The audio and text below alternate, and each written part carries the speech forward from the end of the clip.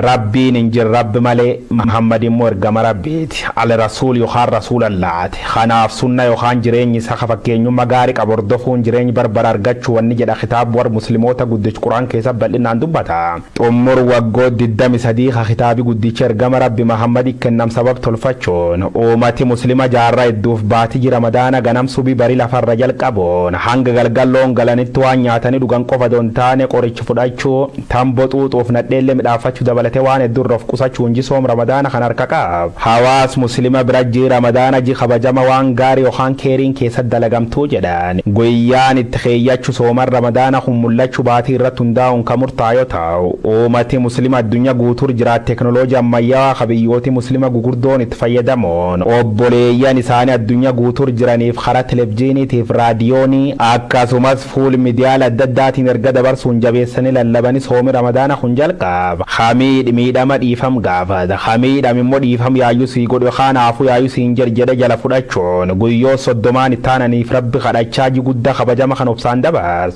ramadaani barana kabarkum tokkoof 442 leen duub kibxa dabr jalqaboon uumati muslima rakkata gargaara nyaata akka shorbaa sambuusa buskuti mi'ooftu heemmiri fajabeesse nyaachuun hojii midhaaddu hojjete waan rabbii waltisaan fida keere hojjechuu irratti argama soorata hawaasi muslima yeroo soomana kan itti gargaaram keessa teemmiris beekama ta'uu dubbata maaliif gaafii jettu BBC'n afaan Oromoo gabaas tokko midhaasa jennaan irra fudhadhe saniif qopheessuuf murtees teemmiriin seenaa amantii islaamaa keessa bakka guddaa qaba firii muka fayya namaatiif faayidaa qabeessa'ee kajen namni amantaa ustaas haasarraajuu sunna jechuun duubwaan ergamaan rabbi nabiyyu Muhammad hojjaate dubbatee fargatan akkasumas hojiirra oolchan ta'uu ka dubbat namni amantaa kune hammaleelle teemmiri kan lakkoofsisa irduu 5 3 yookaan 7 fayyadamuun barbaachisaa jedhe dabri immoo nabiyyu Muhammad bakka bishaan hin jirre teemmiri fayyadama waan tureef firiin jaalatamaan kun amantaa islaama bira keessuma waqti sooma hiika guddaa qabaachuutti odeeffama hundaafuu duuba hordoftooti amantii muslima guyyaa soomana kan tokko 2-3 jechuun jalqaboon guyyoo 30 taananiif beela dheebuun dabar guyyaa 30 boriyyaa ta'e akkuma lafti bariite